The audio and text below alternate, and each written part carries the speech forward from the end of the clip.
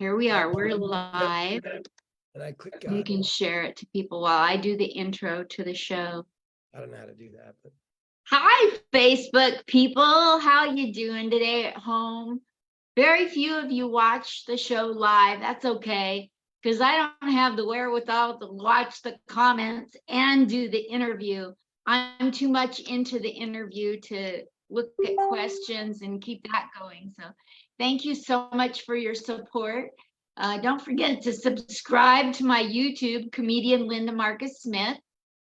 And these interviews, as you probably know, were created so that you people at home can get to know who comedians are off stage.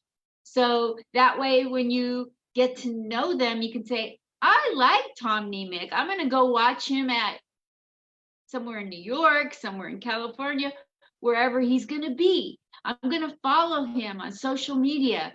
If he's going to collect money for a sick dog, I might donate. You just don't know what you're going to find here. Yeah. So kick back, watch the blinking lights. You never know where the conversation's going to go. I certainly don't. I don't even worry about it anymore. I just have fun being in the moment. So let me tell you the little introduction that I have for our esteemed guest of this morning, and Tom Nemec, Nemec. I'm pronouncing it right? yes, yeah, yep. Oh, thank goodness. Here's what he says about himself.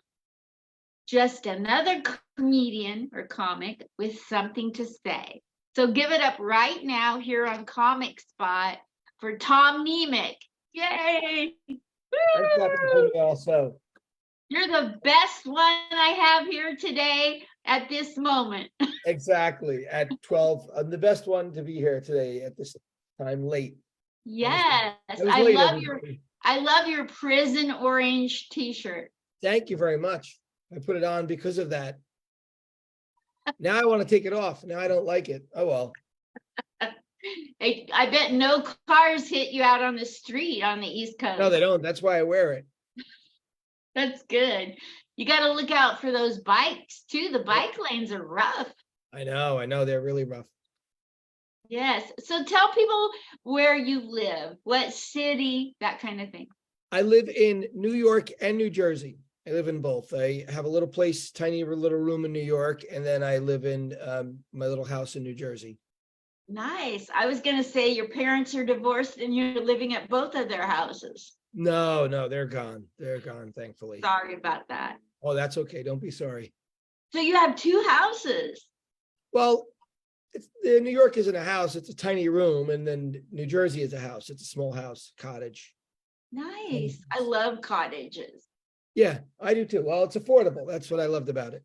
Absolutely. So let's start at the very beginning, a very good place to start. Okay. Where were you born and raised, Tom? I was born in North Jersey, a little town called Lyndhurst. I've heard of it. Yep, medieval times. Where medieval times is, in the Giant Stadium. Well, I don't know if they call it the Giant Stadium anymore, but whatever that stadium is, that people pay ridiculous amounts of money for popcorn and hot dogs at. That's the Meadowlands area. Yes. So growing up, how many brothers and sisters in your home? I have one brother and two sisters. I'm the youngest. That's my next question. Yeah, it's me, my sister, my brother, and my sister. Very cool. Were you the quiet one or the funny one? What were you? Well, the family was very dysfunctional. So I was funny, but I was only funny as a survival technique. I never really, like, you hear some comedians say, I just love to make people laugh. I just love to see people laugh. I don't feel like that. I do feel like that a little bit more now that I have a skill at making people laugh. And there's certain times when I purposefully want to make somebody laugh, not just on stage, but in real life. But it was really a survival technique. When I was in middle school, me and my friends were hanging around with other kids from a different part of the town. And one of them said, oh, I heard of you. And I was like, what is he talking about? He said, you're the funny guy. You're the funny one. And I thought, I'm just trying to fit in. I'm not trying to be funny, but I was funny. I always, I was the entertainment, but that's what I did in the family. That was my role was the entertainer, to stop the trouble, to stop the fight, to keep things, from getting worse, which they never did, being the entertainer in the family, in a dysfunctional family, or any role you play in a dysfunctional family, those roles never really work. They work for your survival, but they don't work to change the family or to make things better. It just doesn't happen. I remember one time growing up, I had the same role. I was middle child, but I have a twin brother. So I'm really, we were both the youngest, but I was born first. But anyway, my parents fought all the time. And I remember one time taking a bunch of marbles and I put them on my head and they fell off my head onto the wood floor. And my parents stopped fighting. And I said, "You're making me lose my marbles." Funny. That was my very first joke. What Did was anyone your laugh? first? Huh? Did they laugh though? And they forgot to fight. Oh yeah. See, mine, it never worked when I did that. Like that's like, like in a dysfunctional family. I'm not saying that yours wasn't, but in a truly dysfunctional family, they don't stop. There's no changing anything. I get a lot of people will say, well, every family's dysfunctional. My parents fought. I remember one time my father woke up 10 minutes late to go to church and my mother and him were arguing all the way there. And I'm like, oh, really? Or people tell me things like, they'll say, oh yeah, I relate, my dad, he was a drug addict and he ran away from home. And I'll say, oh my God, my father was a crazy alcoholic. And they'll say, yeah, but my mom, my mom loved us and supported us and I'm glad she was there for us. And then I say, oh, that's amazing because my mother was a crazy alcoholic. Like these people, they think just because one person in their family is bad, that it makes the whole family a disaster. Exactly. It's Saying been like, I truly just, I'm not saying that it's, sorry, I cut you off. no, that's okay. I'm not going to say that I know exactly what somebody else went through, because if they want to say their family's dysfunctional, that's fine. But a lot of people minimize it. Yes. And they say everyone fights. People would say to me, well, your father must have loved you. You had a roof over your head. That would be great if the roof could hug me, if the roof could support me and encourage me, that would be great. But it didn't. So go ahead. Sorry. No, it's so true what you're saying. Like I was raising a daughter as a single mother and her dad never contacted her except like 2 times in her life. And people are like, well, did he send a child support check? Yes, a whole $150, but you don't get your self-esteem from a child support check. Yeah. You don't, give me a break. You mean people would try to minimize it by saying, well, did he send I don't know why people do. I call that person who does that, me and an ex-girlfriend have a joke. We call that the well-meaning best friend. They're the kind of person, like when you're on a diet, they're like, well, everyone needs to have a piece of cake every once in a while. And you're like, no, I can't eat it because I have diabetes. And well, you need to live a little bit. I'm like, well, I'm not going to be living if I keep eating that crap, Yes.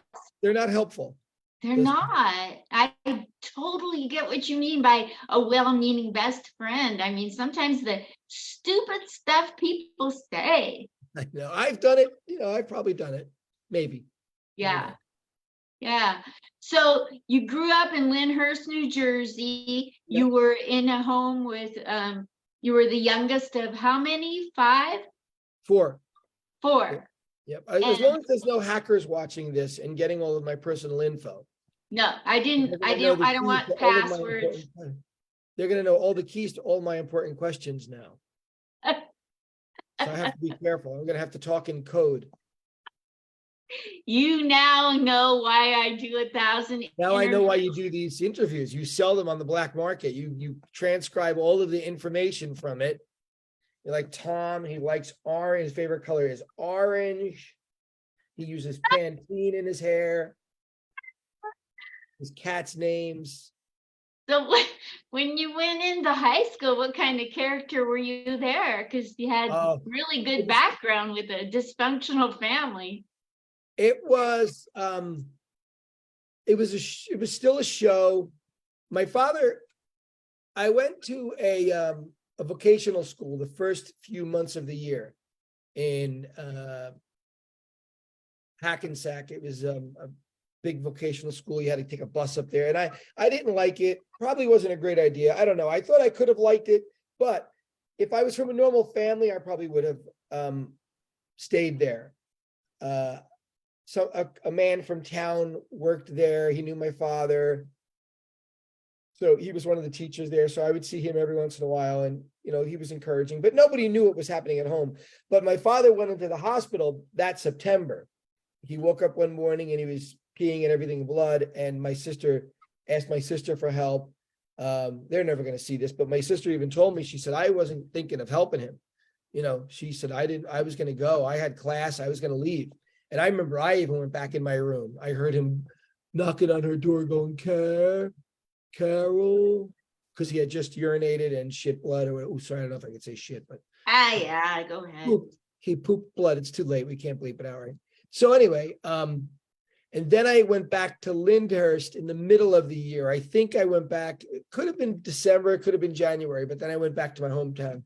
And that was horrible because I didn't do well in school because I didn't have any ability to follow through.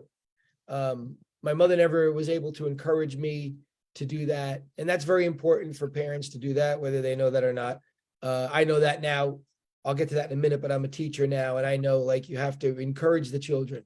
You don't, when something falls down, if they're building in the block area, you don't say, well, what do you can't, well, then don't play with it then. That's something my mother would do. Well, look, you knocked it down. Well, you can't even build it. As a teacher, you say, oh, wow, look at that. You had it this high. Let's try to build it again. Let's make it stronger. We can do it. I do that all day long. It's very tiring. But that's what we do. So high school, I was, that character, the extroverted character. It was a character. It was a character I would turn on. Hey, how are you guys? I didn't have lots of friends, but inside I was dead and depressed. I have an army jacket. It's over there, but I just bought it again a couple of years ago. But I used to wear an army jacket. My uncle was in the army, and he used to keep his stuff my uncle I never really saw much. He used to keep our stuff in our basement, and it fit me. So I wore the army jacket like all through high school. If it wasn't the army jacket, I wore a jacket all through high school in class all day. But anyway, the first year was a disaster because it was so fast, and they put me in all of these classes. Intro to business, law, I had a class and like before the period was even like, I didn't even know what was happening, and I'd hear the bell. And I remember many times I would ask a kid, what class is this again? What class is this? I know the teacher, but what is it? Like, what do we do in here? I couldn't follow things. Everything was happening so fast. I just wasn't able to do that. Wow. And so how did you get from that to being a teacher? Well, I only became a teacher in the last few years. So I didn't have such a great experience with high school. I stayed alive, which is amazing. That was a big thing. I realized that after I got out of high school, after several years of high school. Well, when I was 24, I stopped drinking. So I got into AA when I was 24. And then I realized, like, oh, wow, I made it. I didn't kill myself because that was like an option when I was in high school. I thought I was going to die. I thought I was going, and not because my father died, I thought I was going to make myself die in high school. So I didn't go back to college. I went to community college for a little bit after that. And then I went back when I turned 40. I was doing comedy, and I was dating someone that I loved very much. And I'll try to make this short. When I first started doing comedy, I dated somebody, and we dated for quite a few years. And I was getting involved in comedy, and little by little, I let her pull me away from it. I would say, oh, I got a spot. I got to go. I used to do these late spots. The Comedy Cellar had something called the Late Night Comedy Jam. And I used to do, a lot of people did. We did these late spots, and I would have to get there at midnight to get to my spot, like by 12:30. And she would say, fine, go ahead. all right. And little by little, I stopped going. And when I had open mics or whatever, I would stop going. So I withdrew from comedy quite a bit, and I wasn't growing. Anyway, later in 98, I moved into the city. I got into comedy. I got more into comedy again. I was really focused on it. And then I met this girl. She did the same thing. I broke up with her. And I realized I loved her very much. And then I got disenfranchised with comedy. And I thought, well, to get her back, I'll get a real life. And maybe I should just be a normal person. So I just, started meditating and asking the universe, what do I want to do with my life? I didn't feel like comedy was enough. And I never had the experience of having a real job either. I had 175 jobs in my life. Because of that never being focused. Yeah, it was crazy. So I never had any, did not have any follow through with anything. So anyway, so I just thought, you know what? I became a teaching assistant. I bought this little house in New Jersey and I went to school to become a teacher. And I thought, if anything, I might not become a teacher, but maybe I'll learn some stuff in this college thing. So that's how I became a teacher. So you proved that now as an adult, you can learn and focus. Oh, yeah. Yeah. I just finished my master's 2 years ago, I think it was. Wow, congratulations. I got So my are you a secondary teacher? What's that mean? Like, are you grade school, high school? What kind of teacher? Oh, elementary. I teach preschool. I teach 3-year-olds. No way. Yeah. We call it 3K in New York. And you encourage people, if they break something, to pick it up and put it back together again, not just give up? Yep. Everything's independence. I was just telling them the other day, because you could see they want your help with everything and things that we know they can do. So I was telling them, we care about you. We know that mommy and daddy help you with everything at home, but we're in school and we're here to teach you to do things on your own so you could be a big kid, and they just kind of look at me and I say, I know you want my help, because they come over and they want, can you help me with my jacket? And they can put their jacket on. They just want your attention. But my job is to teach them to be independent and, confident in doing their own self-care. Wow, that is so cool. It is. So you started into comedy way back in the 90s, did you say? Yeah, when I first stopped drinking, it was something I always wanted to do, comedy. Well, I really mostly wanted to be an actor, but I also loved comedians, Richard Pryor and George Carlin. And I didn't realize the minute you started talking, I started hearing George Carlin and seeing him in your eyes. Yeah, he was an influence. And my brother had Class Clown, one of his albums, when I was little. And I remember in elementary school, I used to mimic him. And I didn't even know what I was doing, but some of the older kids, every once in a while, they would stop and say, do that guy. I didn't even know what he was. And I would do something. I didn't even know the jokes, but I would just repeat what I heard. So they were my inspiration, and I knew I liked them. They were different than other comedians that I knew of. Anyway, a couple of years ago, I took a class, and he wanted us to think about who was our inspiration, and everyone was saying oh, I remember Laurel and Hardy really made me laugh. And when I was very little, I watched, and I thought, yeah, those guys made me laugh, but they are not the ones that made me want to do comedy. And I kept saying Pryor and Carlin, and I couldn't understand why. And I remember telling the guy, I know it sounds crazy, but Pryor and Carlin, and not because they made me laugh, but I don't know why. And then I realized why, because they had a voice. And growing up in a dysfunctional family, I didn't have a voice. And I wanted to have a voice. And I loved that they would go up and say and you could feel the truth from them. You could feel that what they were saying was the truth. And they had their crazy, quirky jokes too, but you could feel what they were saying was the truth. So, yeah, when I got into it, I forgot what you even asked, sorry. That was the main reason. I had a voice and I wanted to do this, and I got sober at 24 in 1990, July 30th, 1990. I did a couple of open mics before that when I was drunk, but I was drunk, and I even think I probably did Carlin material. I was very, very drunk going to these open mics. And I hosted at a comedy show in my town. I remember, that's right, I did that also. My last year or two of drinking, there was a comedy show in Lyndhurst in the Meadowlands every Saturday. and I worked for the owner previously, and I told him I wanted to be a comedian. And one day I stopped in there, and he was a really nice guy. Every time I see him, I still thank him.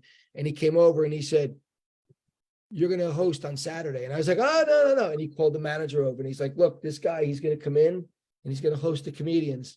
And then he like gave me a wink and he's like, "I'll see you Saturday." And then I did it, you know. So That is a cool story. So what's happened with your comedy career since beginning till now? If I had a sound effect, I would go and I'd flush the toilet.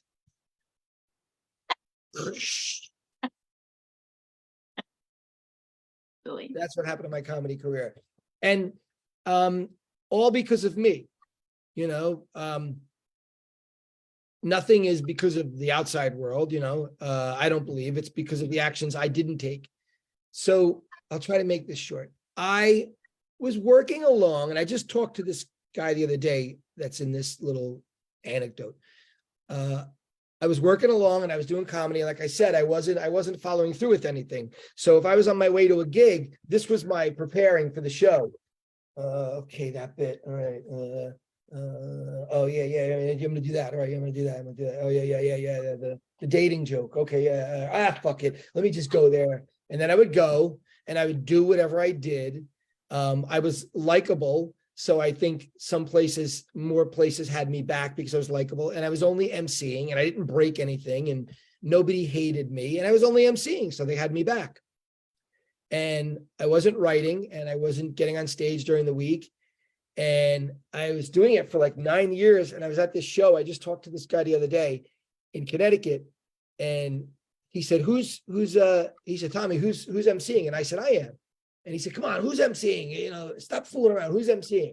And I said, "I am." And he's like, "Dude, I've been doing this 6 years and I'm featuring, and you've been doing it 9 years and you're still emceeing. You got to like get it together." And I remember being very mad at him. And that was about what was that? That was about the late 90s. That was about 98, 99. And he was correct. It was about 9 years.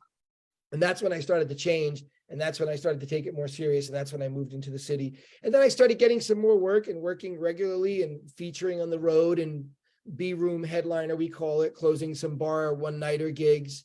And, you know, traveling around, not making lots of money, but traveling and working in the city. Al Martin used to own the New York Comedy Club, and I used to host there a couple of times a week. And I still didn't have a great grasp on writing or doing anything. I made an acquaintance, very popular comedy guy. And I used to ask him what to do. And he used to say, "Well, you know, you should work on 5 minutes. You know, you go to open mics." I'm like, "I'm not going to open mics. I'm working the road." And he's like, "All right, I'm telling you what to do. I've been in the business 30 years and I'm telling you how to do it." And I would try. And I was just thinking of this last night.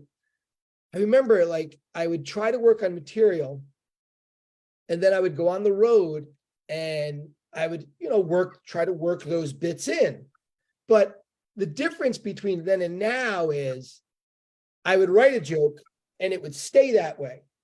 And I would just keep trying it. I would never put, at the end of the night, you know, this would just go over there, and, you know, that would wait until I have a show the next night and I'd have to go find it. Now, you know, I go over stuff and I look at it and I read it and I work on it at night and, you know, during the day, and I think about it and I add to it and I change it. Back then I didn't. So it was really horrible. So anyway, I started to burn some bridges too, because I was working on my material when I'm supposed to be doing my regular stuff at a road gig in front of a full audience. You know, that wasn't the place to experiment. The open mics are the place to experiment. If that makes sense. So now I go to lots of open mics, which I enjoy. I really do. I didn't enjoy it when I first got back into comedy. I was kind of resentful. I'm like, "Oh man," not at the open mics. I was resentful to myself, but now I enjoy going to them. That's such a cool story. Thank you. I want to get into the clubs, but I'm kind of not in a rush. And sometimes I think like, "Oh, you've been back into this a couple of years. What's going on?" And I'm like, well, that's what it's taken me, you know, because I'm still not perfect at that skill of following through with things. You know, I still have to contact people each day and say, all right, I'm going to sit down and write for 30 minutes, even though I don't want to. And then they get back to me and they're like, they call it bookending in the self-help world. And then they get back to me and say, okay, go, you could do it. You could do it. And then I go and I do it. Nice. It's good that you know that that's not your strength and you have people around you to bookend and help you. You're right. Yeah, you're right. That's awesome. Yeah, I go to a lot of writing groups because, like, for instance, one of them is Joe Firestone, once a week with us older people. She gives us a bunch of prompts. And Oh, that nice. just, like she'll say, okay, write a joke about a coffee can and what would a coffee can say on Jimmy Kimmel? That's funny. I like that. Just like anything. And then Yeah. your mind explodes with possibilities when you do that. Yep. Yeah, it sounds interesting. Yeah. And I love taking my material. Like I have this is my current 5-minute set, but it also doubles as my 15-minute set if I add all the jokes in. Oh, yes. Yeah. Yep. And I have it up there and I'm always looking at it going, all right, what can I take out? What can I add? What's not as funny? So I know what you're talking about working your material. Right. Yeah, I never did that years ago. I never ever did it. And it took me getting back into it now in the last few years, it still took me a few years to say, wait, that's what you need to do. Like when I really prepare for a show, I feel fantastic and I do phenomenal. When I don't prepare, obviously, like with anything else, you don't do well. There's a whole lot of preparation at home. That's why they call it homework. What's the biggest secret you have to being good on stage? Oh, I don't know if it's a secret. Your little trick. I have a trick. You want to hear mine? Well, I always tell my friends preparation. I always tell them like after a show, like, oh my God, I prepared so much for that show. And there's no such thing as over preparing. And for me, I need to just like with acting, I need to really get it in me. Well, I guess I'll tell you my secret. I have to yell. It breaks through like the morass. Is that the right word? So if I was preparing now and I don't have my glasses on, but if I was looking at one of these bits over here, what does it say? I don't know. My mother as a cop. I don't know. I never even did that joke. That's just an idea. That's old. But I would yell it. I have to yell it, I just have to yell to get myself to focus. I call it my Vince Lombardi. So it's not even like, it's not even like, when you yell it out, then that it takes away the sting or the fear, and then you can settle down and do it. Yes, exactly. Yep. Yeah, I have to do that with everything, even with acting, when I'm memorizing lines, even if, and like I said, like the yelling doesn't have anything to do with the tone or the emotion in the joke. It's me, I have to yell it. The same thing I have to do is like, change the oil in the car. You have to change the oil in the car tomorrow. God damn it, Tommy. Tomorrow you better change the oil. And then I remember it. Oh, if I was okay. to just say, yeah, it doesn't work well for me to say, oh, remember, you need to change the oil in the car. I had a therapist, so I was like, be gentle with yourself. And I'm like, yelling doesn't mean that I'm being mean or tough with myself. It just means I'm being louder so I can get through to myself. Yeah. Some people are like that. Some people aren't. They have a thing in memorizing is creating change. Oh, I like that. And in order to create change, you have to create a significant emotional event. And when I went through brain trauma and I couldn't remember stuff, and so I got so angry because I was reading Trivial Pursuit cards. I would read the question, turn over the card, I forgot the question. Oh, yes, yes. So I got so angry that I would get louder and louder and go faster and faster, and then I started remembering. Yep. I didn't even know that. I was like that in school. I think I still am. I don't know if it has anything to do with school or not, but I would try to study for a test, and the next day they would ask questions, and I would say, these have nothing to do with the test. And I remember in 8th grade once, I was really trying to do well, and I had my notebook under my table, my desk, And I know I studied really hard for this. At least I tried to study what I called really hard. And I was looking at it, and I was looking at my notes, and those were some of the words that she had on the board. And then she saw me and thought I was cheating. But years later, I saw her and I said, no, I wasn't cheating. I was really trying to figure out if I studied the right thing, because if I didn't, I was just going to go tell you and say, oh, I studied the wrong thing. I'm really, I was really earnestly trying to do well. I wanted to do well. Wow. But I just couldn't remember for whatever reason. I have a great long-term memory. Anybody who knows me, I remember crazy little things, and they're like, how do you remember that? I messaged someone on Facebook just recently that grew up in my town, and his mother and my mother were friends, and they worked at Burger King together. And I messaged him, and he wrote back, why would you remember that? And then he never responded. I said, that's what I do. I remember things like that. And he never responded. Wow. Maybe And I he remembered forgot. more. Go ahead. I'm sorry. Maybe he forgot to reply. I don't know. I think he was just bugged out by it. Some people get like, why do you remember, that I was wearing a green shirt in 1981 in your history class?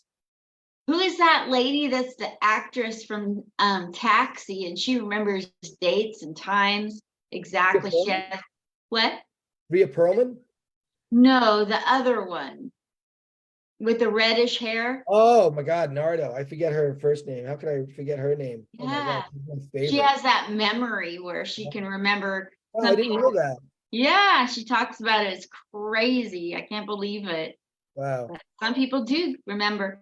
You'll be an excellent person when you get to Alzheimer's, because you'll have Yes. long-term. You're right. I remember stuff from long ago. Yeah. So where do you want your comedy to go from here, Tom? I just want to get better. I just want to keep getting better. I want to be more me. I don't want to go on stage worrying about what people think or what they say. And I don't say anything provocative either. But, sometimes people have opinions. And I think for me, the more I am of myself, the more uncomfortable it makes me, because I spent so many years, trying to be a people pleaser and not bothering anyone. And, I don't want to offend anybody, when you do that, and I don't offend anybody, if I do offend someone, I purposefully mean to offend them. But I was just one of those people that I was just so passive that people would, think they could push me around, and they do. And I let them, but then there's this point when I push back, and I get frustrated. For example, I had mentioned to you about that thing about the forum where, someone had emailed me something during an open mic recently, and they said they wanted to speak to me because they had valuable information. That's what they said. And this bothers me because people don't normally talk like that. And I knew my instinct was like, this is BS. And my instinct was to just say to them immediately, I don't know what you're selling me, but this is BS. But the other part of me says, be nice, contact them and ask them, what's going on and what this is. So that's what I did. And then I wasted a good hour of my time doing that. And then I went to a third person and said, hey, your friend just did this. And then I had to, and instead of saying to them, look, your friend is trying to sell me something. I don't want it. Please tell them not to do this. I was being nice to them. Do you know what I'm saying? And I don't want to do that. I want to trust my instincts more and just say, hey, your friend's trying to tell me something. Tell them I don't want a part of it. Or even just not even responding at all and just saying, no, thank you. I'm not saying that I have to say something mean, but even just saying, no, thank you. Instead of like, well, you don't know what it is. That's something my mother would do. Don't make them mad. Don't tell them how you feel. Don't get upset. Good point. So I want to be able to trust trust that instinct that we all have more without me, worrying that like, ooh, what are they going to say? And I never say anything, like I said, I never say anything bad, but even just, saying like that it's drizzling out and someone else is like, it's pouring. Are you kidding me? And then I'm like, oh, shit, maybe they're right. Maybe it is pouring. I don't know. Let me go look. And then like an asshole, I go and I look up the definition of pouring. And then I spent the next couple of days interviewing people about the difference between pouring and drizzling to see if I was right or not. you know? Yeah, it's funny, but it's true. It's It's unfortunate. a funny bit. It is. I know I should do that as a bit. I was thinking of that. There's a couple of things I said today, but they're true. But that's how I get. And I don't want to be like that anymore. So I'm getting better at it. So the bit could be the old me used to do this, and then the new me. Yeah, there isn't a new me yet, but if I could Oh no, create, the new me is here. The new me is a lot more, the new me would never do this. I would have never done the Zoom thing. I would have just been like, yeah, I can't make it. I'm sorry, I'm busy on Saturday. Or even the day of, I would have just told you my computer doesn't work, or I wouldn't even have got back to you, or I would have overslept, or I would have done something and then made up an excuse. So this is it's a newer me. Yeah. thank you so much. Oh, Tell thank you people, for asking tell me. people where they can catch you doing comedy. Nowhere really. I mean, I'm at a show in New York on the 17th at, I just have to look it up. I think it's the Chain or the Tank, whatever one it's this. There are two theaters. They're connected together. Wow, a theater. Yeah, it should be a lot of fun. It's with this. Hi, Oh, I'm Jamie Isle. I don't know who that is. It's Hi, oh, I'm Jamie Isle. that's a Counsel Whole for Foods. Quality Sorry. Standards. There it is. Chris Monty is headlining. It's his show.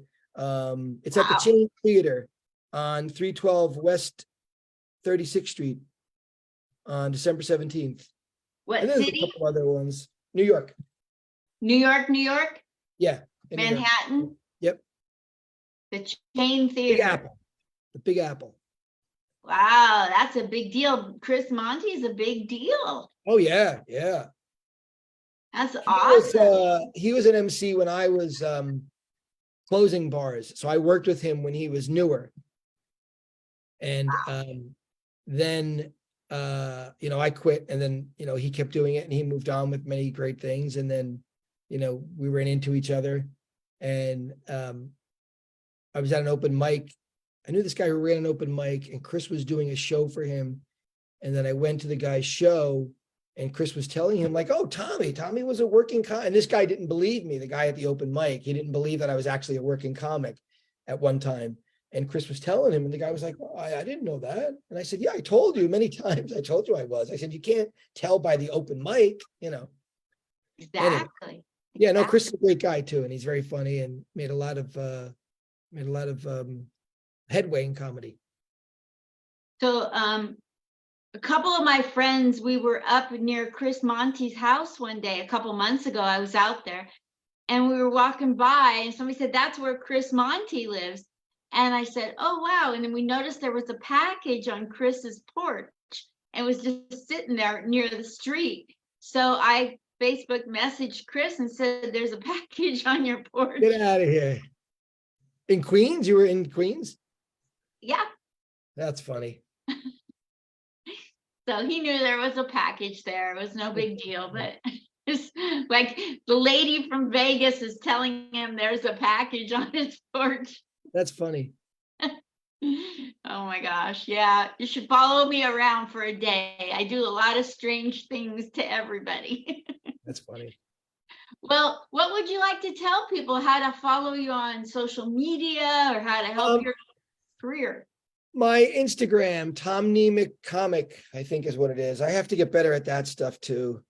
I think that's what it is. Let me look and see what my Instagram name is. Yeah, Tom Nemec Comic, all one word. Okay. Thinking of changing that. I don't know. Tom MC. Nemec Comic at Instagram. I'm following you right now. Okay. Tommy McComic. Followed you. Great. Hopefully you see that. Yep. Oh, perfect. We're connected on Instagram as well. Well, Okay. I thank you for coming on. Here's Thank what you you. have to promise me. What? Anytime you get a show that you want to promote, you get a hold of me and you say, I'm coming on for 5 minutes to plug a show. Oh, okay. That'll be great. I'll do that. Yeah. You got the December 17th show with Chris Monty in Manhattan at Yeah. the Probably something else. I hope I don't forget. Well, I'm doing a show. I'm doing a private show on December 10th, next Saturday, for a swingers weekend. Ooh. in Stroudsburg, PA, I think it is, but that's a private show, so people can't go to that. Are you allowed to wear clothes? Yeah, I'm gonna wear clothes. He told me I can't stay because it's swingers.